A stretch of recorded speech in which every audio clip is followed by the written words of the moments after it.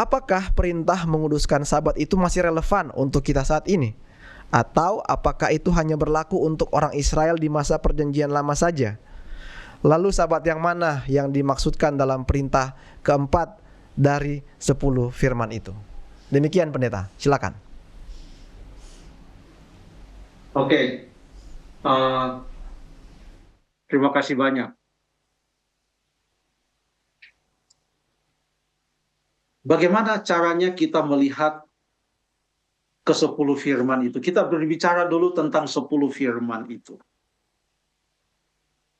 Apakah kita boleh memisah-misahkan ke-10 firman itu?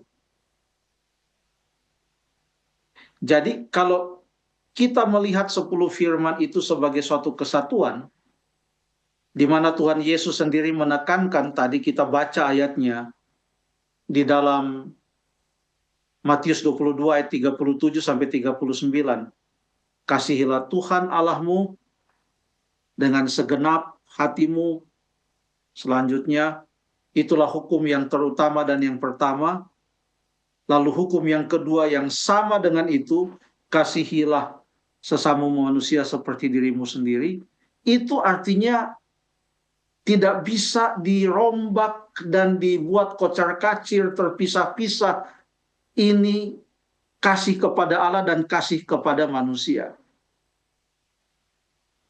Lalu kemudian penjabarannya pun kasih kepada Allah, perintah pertama sampai perintah keempat, kasih kepada manusia, sesama manusia, perintah kelima sampai perintah yang ke-10, itu pun tidak bisa kita pisah-pisahkan. Mereka ada di sana, ditulis semua 10 perintah Allah itu ada di dalam 2 loh batu, dan semuanya disimpan di dalam tabut perjanjian waktu diberikan oleh Allah. Hanya untuk memberikan kepada kita gambaran bahwa semuanya penting. Oleh karena ada ayat yang mengatakan di dalam Yakobus pasal yang kedua, kita buka buku Yakobus pasal yang kedua, ayat yang ke-10, Yakobus 2 ayat yang ke-10. Yakobus 2 ayat 10. Ya. Sebab barang siapa menuruti seluruh hukum itu tetapi mengabaikan satu bagian daripadanya, ia bersalah terhadap seluruhnya. Ayat 11, ini adalah contohnya. Maksud dari ayat 10 itu diterangkan di ayat 11. Ayat 11. Sebab ia yang mengatakan jangan berzina, ia mengatakan juga jangan membunuh. Jadi jika kamu tidak berzina tetapi membunuh, maka kamu menjadi pelanggar hukum juga. Ini mau mengatakan kepada kita bahwa 10 perintah Allah itu tidak bisa dipisah-pisahkan. Itu suatu keutuhan. Jadi kalau kita bertanya, apakah perintah menguduskan Sabat itu masih relevan untuk kita sekarang ini? Itu sama dengan kita juga bertanya, apakah perintah jangan menyebut nama Tuhan Allahmu dengan sembarangan masih relevan untuk kita sekarang ini? Itu sama juga dengan kita bertanya, apakah perintah hormatilah ayahmu dan ibumu itu masih relevan untuk kita sekarang ini? Itu sama juga dengan kita bertanya, jangan membunuh, apakah itu masih relevan bagi kita sekarang ini? Jangan berzina, apa masih relevan? Jangan mencuri, apa masih relevan? Kita tidak boleh hanya bertanya salah satu hukum itu saja. Ini unik, ini artinya semua orang menganggap perintah yang keempat ini istimewa. Karena semuanya bicarakan perintah yang keempat aja. Yang ditanya masih relevan atau tidak, perintah yang keempat. Artinya semua mengakui ini perintah yang keempat ini luar biasa. Walaupun semua perintah itu sama. Ya. Lalu kemudian kita lihat lagi, apa hanya berlaku untuk orang Israel di masa perjanjian lama saja? Lalu Sabat mana yang dimaksudkan ke dalam perintah yang keempat? Jadi pertanyaannya, apakah hanya untuk orang Israel? Jawabnya, tidak. Mari kita lihat perintah yang tadi sudah kita baca dalam Keluaran pasal 20 tadi. Ayat yang kedua mengatakan, Akulah Tuhan Allahmu yang membawa engkau keluar dari tanah Mesir, dari tempat perbudakan. Ya. Bayangkan, ayat yang kedua disebutkan latar belakangnya orang Israel, tetapi perintah yang keempat itu dibuat berdasarkan penciptaan.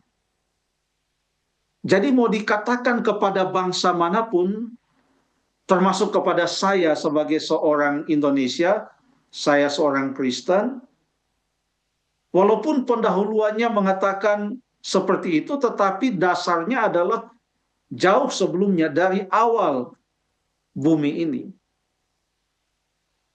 Di Ulangan pasal yang kelima, 10 perintah itu diulangi untuk pengajaran khusus. Tadi sudah kita bicarakan. Diuraikan secara khusus lagi untuk Musa. Dan sudah 40 tahun.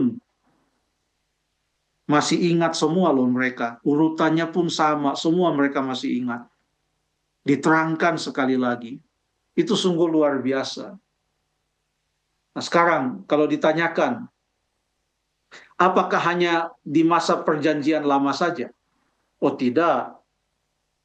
Bagaimana kita mengatakan hanya di masa perjanjian lama, sementara di perjanjian baru ada banyak ayat-ayat tentang hari Sabat. Contohnya, Tuhan Yesus menguduskan hari Sabat. Coba kita baca di dalam Lukas pasal yang keempat ayat yang ke-16. Lukas pasal 4 ayat yang ke-16. Lukas 4 ayat 16. Ia datang ke Nazaret, tempat ia dibesarkan, dan menurut kebiasaannya pada hari Sabat, ia masuk ke rumah ibadat, lalu berdiri hendak membaca dari Alkitab. Terima kasih. Kenapa ini mesti dituliskan? Supaya kita bisa melihat bagaimana Yesus hidup. Menurut kebiasaannya, apa dikatakan?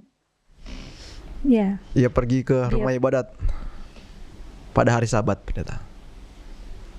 Coba dibaca sekali lagi. Ayat Ada kata 16. setiap hari Sabat atau apa? Ia datang ke Nazaret, tempat ia dibesarkan, dan menurut kebiasaannya pada hari Sabat ia masuk ke rumah ibadat, lalu berdiri hendak membaca dari Alkitab.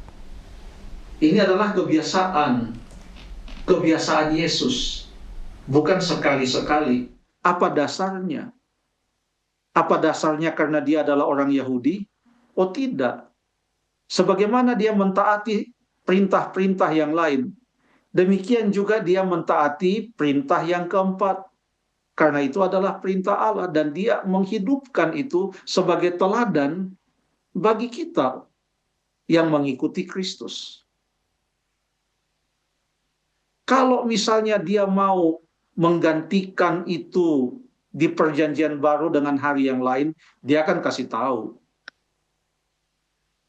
Dia akan kasih tahu. Sebelum dia naik ke surga lah, paling tidak dia akan kasih tahu.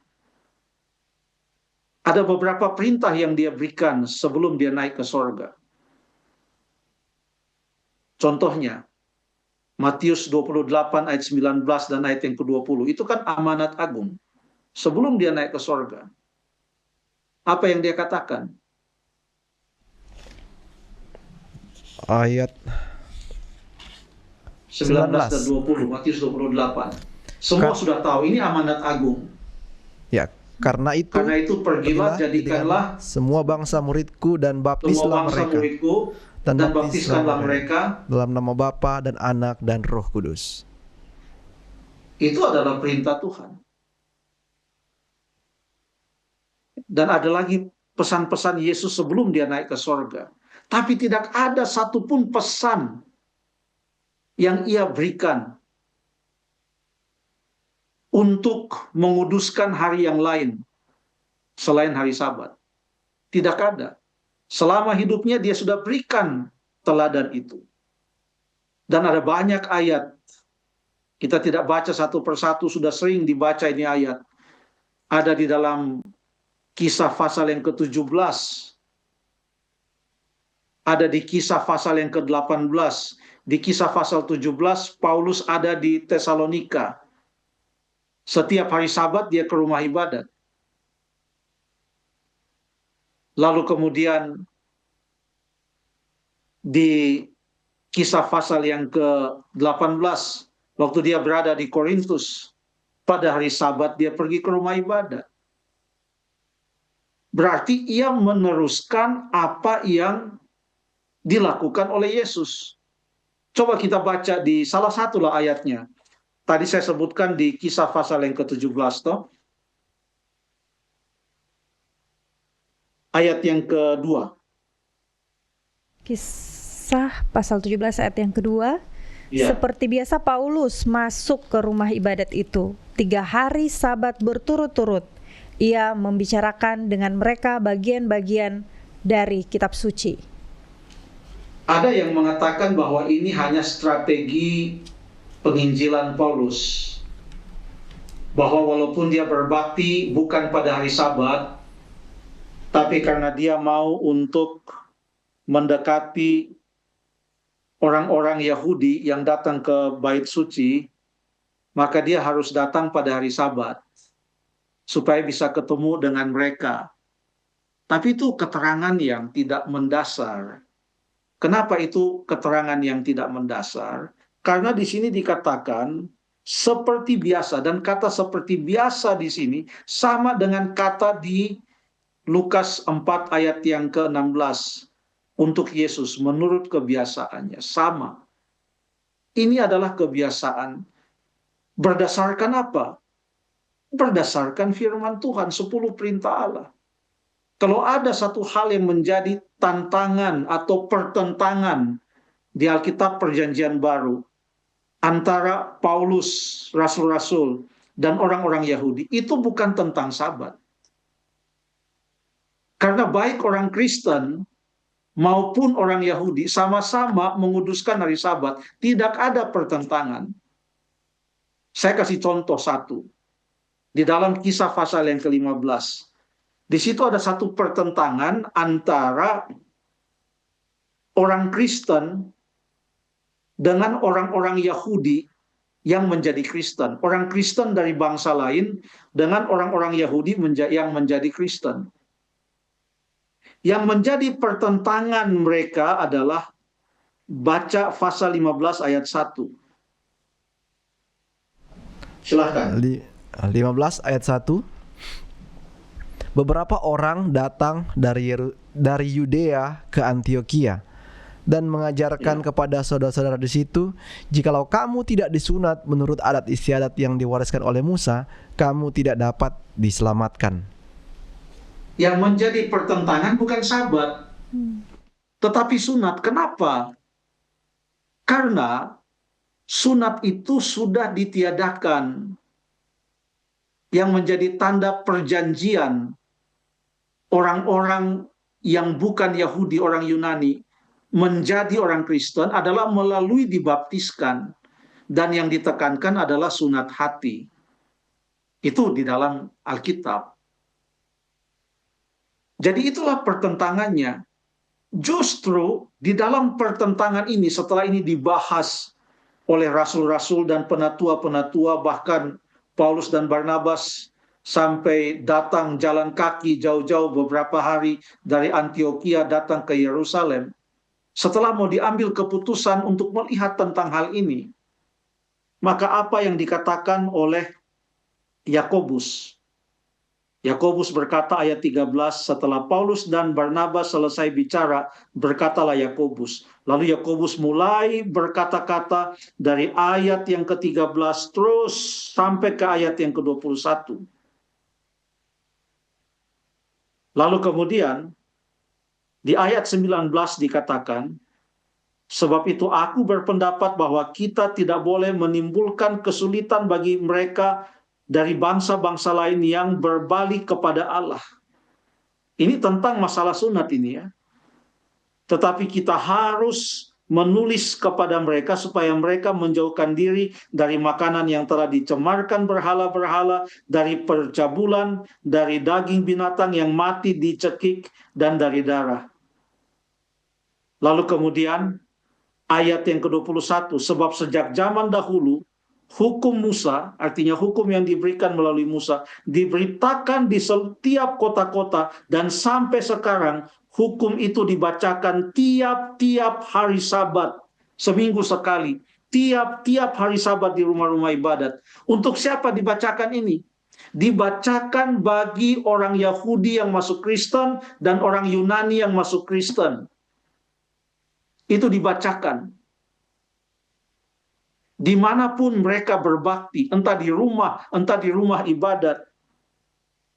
Tidak ada pertentangan, karena baik orang Yahudi yang masuk Kristen dan orang Yunani yang masuk Kristen di dalam Alkitab Perjanjian Baru, kedua-duanya berbakti pada hari Sabat. Itu tidak pernah menjadi pokok pertentangan. Tidak pernah. Bahkan di zaman Yesus, tidak pernah ada pertentangan tentang hari apa yang harus disucikan atau dikuduskan. Pertentangan yang ada adalah mengenai bagaimana menguduskan hari Sabat. Menguduskan hari Sabat bukanlah suatu pertanyaan lagi. Itu perintah Allah, perintah yang keempat. Tetapi bagaimana menguduskan hari Sabat, itulah yang Yesus selalu disalah mengerti oleh orang-orang Yahudi. Tetapi Yesus sendiri masuk berbakti pada hari Sabat. Tidak merupakan satu pertentangan. Dan ini menjadi bukti bahwa di dalam Perjanjian Baru, perintah Allah yang 10 itu, satu pun tidak ada yang kurang. Semuanya masih berlaku, termasuk perintah menguduskan hari Sabat. Termasuk perintah menguduskan hari Sabat. Di dalam Alkitab Perjanjian Lama, ada paling tidak 2 macam. Bisa 3 juga kalau kita mau ikutkan Sabat yang setelah 49 tahun, ada tahun Sabat.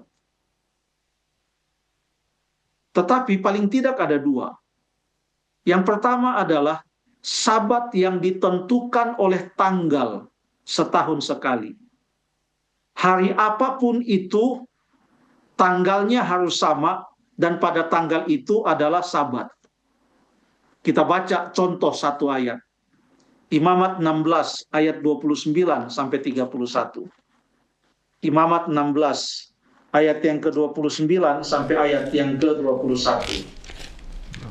29 sampai Imamat 16 29 sampai 31, Pendeta. Iya, 16 ayat 29 sampai 31. Inilah yang harus menjadi ketetapan untuk selama-lamanya bagi kamu, yakni pada bulan yang ke-7, pada tanggal 10 bulan itu kamu harus merendahkan diri dengan berpuasa, dan janganlah kamu melakukan sesuatu pekerjaan, baik orang Israel asli maupun orang asing yang tinggal di tengah-tengahmu.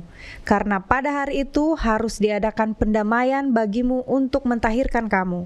Kamu akan ditahirkan dari segala dosamu di hadapan Tuhan. Kian, Pendeta. Ayat 31, Pendeta. Ayat 31. Ayat 31, hari itu harus menjadi Sabat, hari perhentian penuh bagimu, dan kamu harus merendahkan diri dengan berpuasa. Itulah suatu ketetapan untuk selama-lamanya. Ini sedang berbicara tentang hari Grafirat, hari pendamaian. Setiap tahun sekali, bukan setiap minggu sekali. Setiap pekan sekali, setiap 7 hari sekali, tidak. Setiap tahun sekali. Tanggal berapa itu dalam penanggalan orang Israel? Pada bulan yang ke-7, tanggal 10. Bulan ke-7, tanggal 10, harinya tidak selalu sama setiap tahun. Mau jatuh pada hari apapun, maka pada tanggal 10 bulan ke-7 itu harus menjadi Sabat. Sehubungan dengan hukum upacara hari pendamaian. Apakah kita masih melakukan itu sekarang? Oh tidak. Kenapa kita tidak memelihara Sabat pada bulan yang ke-7, tanggal yang ke-10? Ini Sabat tahunan yang ada kaitannya dengan hari pendamaian, di mana pada saat itu ada korban yang dikorbankan, menggambarkan pengorbanan Yesus. Itu panjang, dia punya aturan-aturan di pasal 16 kitab Imamat. Kenapa? Karena Yesus sudah mati di atas kayu salib. Dan karena Yesus sudah mati di atas kayu salib, tidak perlu lagi kita setiap tanggal 10 bulan 7 setiap tahun menurut penanggalan ini, kita mesti membuat itu menjadi sabat. Tidak. Ini tidak ada kaitannya dengan sabat setiap pekan yang 7 hari sekali, satu hari itu. Yaitu 6 hari bekerja, hari ke-7 berhenti. Seperti yang diperintahkan di dalam perintah Allah. Jadi yang pertama adalah sabat yang ditentukan oleh tanggal, setahun sekali, hari apapun itu tanggalnya harus sama, dan itu adalah sabat. Yang kedua adalah sabat yang ditentukan oleh urutan hari berdasarkan penciptaan di Kejadian 1. Pada tanggal berapapun itu, harinya harus sama. Kalau sabat tanggal, hari apapun itu tanggalnya harus sama. Kalau sabat urutan hari dalam 1 minggu, 1 pekan, maka mau tanggal berapapun itu, setiap hari yang ke-7 itu adalah hari sabat. Berdasarkan penciptaan yang disebutkan di dalam perintah Allah. Orang yang belajar bahasa Ibrani, saya tidak terlalu banyak belajar bahasa Ibrani, tetapi di dalam Kejadian pasal 1, itu kan ada urutan, jadilah petang, jadilah pagi, hari pertama. Lalu hari kedua, hari ketiga. Dalam Alkitab bahasa Ibrani, hari itu adalah yom, yang menunjukkan suatu waktu kurang lebih 24 jam, yom. Apa yang dimaksudkan dengan hari pertama? Dalam bahasa Ibraninya, yom ehad. Ada bahasa Indonesia, hari ahad. Apa itu hari ahad? Dalam kitab Kejadian pasal 1 itu yom ehad. Lalu mau tahu dalam bahasa Ibrani apa yang disebutkan sebagai hari kedua pada penciptaan itu? Jadilah petang, jadilah pagi, hari yang kedua. Bahasa Ibrani hari yang kedua adalah yom sheni. Yom sheni. Jadi yang pertama ehad, yang kedua sheni. Ya, mirip-mirip dengan Senin lah. Yang ketiga, hari yang ketiga, jadilah petang, jadilah pagi, jadilah pagi, jadilah petang. Hari yang ketiga disebutkan dalam bahasa Ibrani Yom Shlisi. Ya, mirip-mirip hari Selasa lah. Hari yang keempat Yom Revi'i. Revi'i sama dengan hari Rabu. Hari yang kelima disebut Yom Khamisi. Yom Khamisi sama dengan hari Kamis. Lalu kemudian yang berikut agak beda dengan bahasa Indonesia karena etimologi kata Jumat itu berasal dari bahasa yang lain. Tetapi Yom Sisi itu artinya hari yang ke-6, dan hari Sabat disebut Yom Shabbat, artinya hari istirahat. Jadi kita di dalam bahasa kita sendiri yang kita sedang gunakan ini mirip-mirip dengan urutan yang ada di Kejadian pasal 1. Yom Ehad, Yom Sheni, Yom Shlisi, Yom Revi'i, Yom Khamisi. Lalu yang terakhir nanti hari yang ke-7 disebut hari perhentian, Yom Sabat.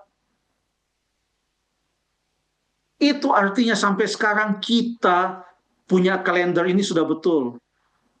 Hari Minggu, hari pertama, hari Senin, hari kedua. Lalu kemudian hari Selasa, hari ketiga, Rabu, hari keempat, Kamis, hari kelima, Jumat, hari keenam, Sabtu, hari yang ke-7. Lalu kembali lagi hari yang pertama. Kalau mau tanya hari apa hari Sabat? Ya, hari Sabat adalah hari yang ke-7. 6 hari kamu bekerja sesuai dengan penciptaan. Urutan harinya ada di sana. Kurang lebih demikian. Jadi masih relevan untuk kita sekarang ini. Kalau itu masih relevan untuk Yesus, kalau itu masih relevan untuk orang Kristen setelah Yesus naik ke sorga di zaman Alkitab Perjanjian Baru itu. Hanya sejarah yang bisa menceritakan kepada kita apa yang terjadi pada zaman Kaisar Konstantianus atau Konstantin, Kaisar Romawi, pada tahun 300 sekian, 321, pada waktu dia masuk Kristen dan dia mengumumkan bahwa hari yang biasa dia gunakan sebelum dia masuk Kristen untuk penyembahan matahari, biarlah itu menjadi hari yang khusus. Lalu kemudian berkembang dan berkembang. Hanya sejarah yang bisa memberitahukan itu. Tapi kita hanya bicara Alkitab. Sejauh itu apa yang Alkitab katakan. Hari Sabat tetap sekarang ini. Perubahan tanggal pernah terjadi. Tetapi siklus pekan ini tidak pernah berubah sampai sekarang ini. Dan itulah perintah Allah yang keempat. Tolong, jangan kita pisah-pisahkan perintah yang keempat dengan perintah-perintah yang lain. Itu ada di sana sejak dahulu. Marilah kita, pengikut Kristus, menuruti perintah Allah. Karena Dia adalah Allah kita, pencipta kita, penebus kita, pembebas kita. Terima kasih.